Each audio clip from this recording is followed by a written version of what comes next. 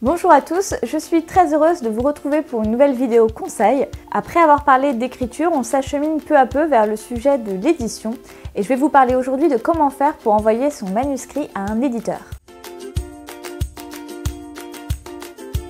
Tout d'abord, avant d'envoyer votre manuscrit à un éditeur, je vous conseille vraiment de réfléchir. Est-ce que vous pensez que votre manuscrit est prêt?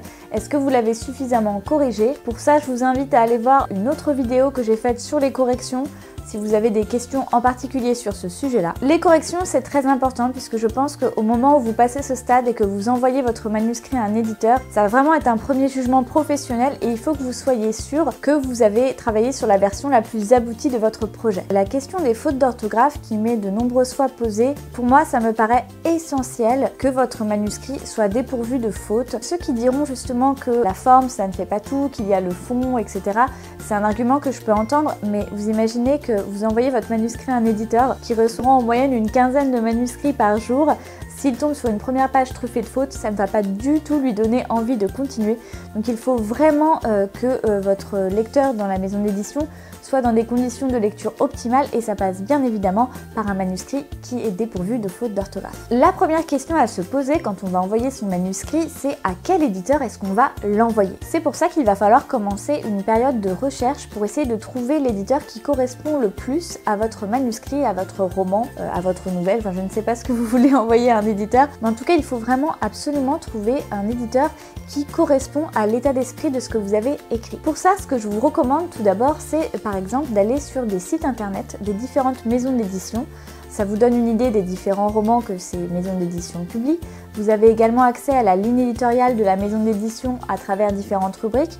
Donc ça vous permet en quelques clics déjà d'essayer de cerner le paysage éditorial, de voir qui publie quoi et quelle maison pourrait le plus correspondre au genre que vous faites par exemple. Autre conseil, et ça c'est un conseil qui peut vous être très précieux, c'est que c'est très bien d'aller voir les sites internet des maisons d'édition, mais une réalité de terrain beaucoup plus intéressante à mon sens, c'est d'aller en librairie. En fait, vous allez essayer d'identifier les romans que vous aimez, les romans qui par exemple correspondent à ce que vous écrivez, et ce qui va être intéressant, c'est d'essayer de voir quel éditeur publie ce que vous appréciez, ou en tout cas ce qui vous semble le plus proche de ce que vous écrivez. En fait, il y a une réalité, c'est que finalement, quand on s'intéresse pas particulièrement à ce sujet d'envoyer son manuscrit ou à l'édition, on connaît quelques grands noms, je sais pas, comme Gallimard, Albin Michel, mais il existe énormément de maisons d'édition, petites ou grandes, qui publient des choses extrêmement variées. C'est simplement qu'on connaît pas souvent leur nom. On connaît par exemple un roman, on connaît un auteur, mais on connaît pas forcément son éditeur. Allez fureter dans les librairies, regardez ce qui se fait et repérer l'éditeur qui est associé à un roman ou un auteur, ça peut vraiment vous donner déjà des très bonnes indications pour savoir où envoyer votre manuscrit. La troisième chose dans la prospection, c'est de regarder la ligne éditoriale des éditeurs. Alors qu'est-ce que c'est qu'une ligne éditoriale? Une ligne éditoriale, c'est l'ensemble de choix, de décisions que va prendre un éditeur pour se conformer à une modalité donnée. Donc une ligne éditoriale, ça peut se construire autour de critères qui sont différents, par exemple un genre littéraire précis, un état d'esprit, une liberté de ton, une éthique spéciale par exemple. Donc vraiment, voilà, il y a plein de critères qui vont fonder cette fameuse ligne éditoriale qui va caractériser une maison d'édition. Donc attention, vérifiez vraiment les lignes éditoriales des différents éditeurs, puisque l'erreur qu'on peut rencontrer souvent, c'est par exemple, je ne sais pas, vous avez écrit un poème, voilà, vous n'allez pas l'envoyer à un éditeur de fantasy. Vous voyez bien qu'il y a quand même un petit souci. Les éditeurs, ils ont vraiment chacun ce qu'il faut comprendre, des spécificités, des envies, des choix. On les connaît assez peu, mais je trouve que quand on s'y penche un petit peu plus près, on voit bien que chaque maison d'édition a une identité définie. Si ça y est, vous avez beaucoup réfléchi, que vous pensez que votre manuscrit c'est le meilleur de ce que vous pouvez donner à ce moment-là, qu'il est bien corrigé, si vous avez maintenant une liste d'une sélection d'un certain nombre d'éditeurs qui vous semblent correspondre à votre manuscrit, il va être temps d'envoyer. La question que vous vous posez sans doute, c'est bon, alors ok, j'ai une liste d'éditeurs qui me semble correspondre, mais comment je fais? Est-ce que j'envoie à un seul? Est-ce que j'envoie à tous? Moi, ma réponse à ça, elle est toute simple. Quand vous cherchez un boulot et que vous envoyez des CV, vous n'allez pas envoyer à une seule entreprise alors que vous n'avez absolument aucune idée déjà de si on va lire votre CV et de si on va vous répondre. Ma première expérience, c'est que mon premier roman, je l'ai envoyé à 6 éditeurs différents. Pour vous donner une idée, sur les 6, j'ai reçu 2 réponses positives, 2 réponses négatives et 2 silences radio. Donc ça me paraît évident, sans envoyer non plus à la terre entière, de faire une sélection pertinente, précise des éditeurs qui vous semblent correspondre et du coup d'envoyer en même temps à ces différents éditeurs. En général, ce qui est demandé en plus de votre roman, c'est une lettre d'accompagnement. Alors cette fameuse lettre d'accompagnement, elle fait un peu peur aux auteurs quand ils voient que ça fait partie des choses qu'il faut envoyer avec son manuscrit. Mais qu'est-ce qu'on met dans cette lettre? Moi-même, ça me stressait pas mal les premières fois que j'ai envoyé des manuscrits, donc je me suis mise à lire différents avis sur le sujet. De mon expérience, moi j'ai toujours fait des lettres d'accompagnement extrêmement sobres et simples. En fait, ce qu'il faut bien comprendre, c'est qu'une lettre d'accompagnement, c'est pas une lettre de motivation, c'est pas une supplication à l'éditeur pour vous publier. Ce que veut l'éditeur, c'est avoir vos coordonnées s'il veut vous contacter. Donc vous mettez toujours le titre de votre livre, votre nom, votre prénom, votre numéro de téléphone, votre adresse postale, votre adresse mail. Et ce qu'il veut savoir, c'est en quelques mots de quoi parle votre livre.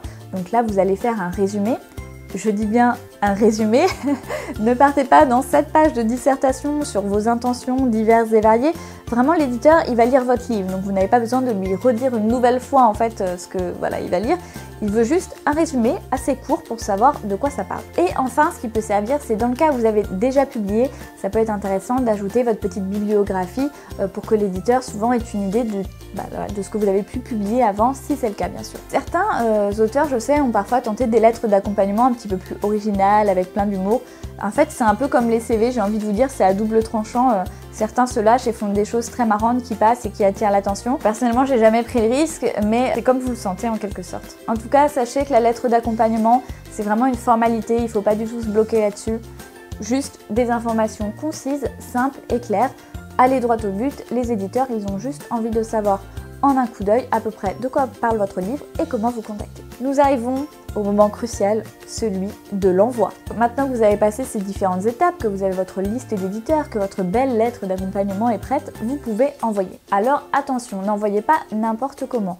C'est là que c'est très utile de reprendre les informations que vous avez prélevées sur les sites internet des éditeurs sur les modalités d'envoi. Ce qu'il faut comprendre, c'est qu'en fait, chaque éditeur a un peu sa particularité et sa façon de recevoir les manuscrits. Par exemple, il y a des éditeurs qui ne reçoivent que des manuscrits imprimés par la poste, d'autres qui ne reçoivent que des manuscrits par email et d'autres qui acceptent les deux façons d'envoyer. Certains, par contre, vont avoir des demandes très précises, par exemple de joindre un synopsis, ce qui n'est pas le cas de tous les éditeurs. D'autres veulent une police précise, un interlignage, bref, il faut vraiment adapter votre envoi de manuscrit à l'éditeur que vous visez. C'est une façon de respecter son interlocuteur, donc vraiment, renseignez-vous. Voilà, maintenant si vous avez envoyé, la question que vous vous posez sans doute, c'est celle des délais de réponse. Les délais de réponse, c'est assez variable en fonction des maisons, mais à partir du moment où vous envoyez votre manuscrit, je vous répondrai patience. Personnellement, j'ai attendu entre 6 et 8 mois pour avoir les réponses pour mon premier envoi que j'avais fait. Au début, on est impatient, on regarde ses mails tout le temps, à moins d'un miracle, à moins que ça tombe au bon moment du comité de lecture ou j'en sais rien, ça peut arriver que les choses aillent assez vite, mais vraiment en général c'est long. Pourquoi est-ce que les délais de réponse des éditeurs sont aussi longs? Eh bien, c'est très simple, pour vous donner une idée strictement, on va dire, statistique. Un éditeur comme Gallimard, il reçoit environ 6000 manuscrits par an. Ça fait environ 16 manuscrits par jour. Par jour. Je ne sais pas si vous imaginez, vous êtes à votre bureau et vous recevez 16 pavés par jour à lire. Ce n'est simplement pas humain. Qui va lire les romans quand vous allez les envoyer? C'est un comité de lecture, donc ce comité de lecture, ça varie en fonction des maisons d'édition. C'est souvent les stagiaires, ça peut être des lecteurs mandatés en externe, ça peut être les éditeurs eux-mêmes. En fait, ça dépend vraiment du fonctionnement interne de la maison d'édition, donc il n'y a pas de schéma type à ce niveau-là. Mais ça prend du temps de lire un livre, ça prend du temps en fait justement de faire du tri dans les manuscrits et souvent les éditeurs, ils font aussi plein d'autres choses en même temps. Du coup, voilà pourquoi c'est aussi long et il faut vraiment être patient. La question qu'on se pose aussi, c'est est-ce que les éditeurs, ils lisent les manuscrits qu'on envoie? De mon expérience, pas tous, sincèrement, ceux qui ne m'ont pas répondu, je n'ai vraiment aucune idée, je n'ai même pas eu d'accusé de réception s'ils avaient lu ou non.